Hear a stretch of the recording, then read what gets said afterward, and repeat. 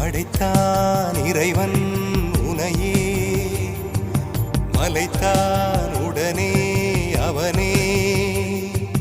அழகை படைக்கும் திறமை முழுக்க உன்னுடன் சார்ந்தது என் விழி சேர்ந்தது விடிய விடிய மடியில் கிடக்கும் பொன்வினை உன்மேனி மீட்டட்டும் என் மேனி இறைவினில் வந்து கலந்திடு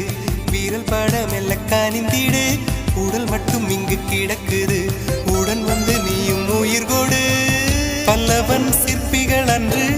பண்ணிய சிற்பத்தில் ஒன்று பெண்ணென வந்தது இன்று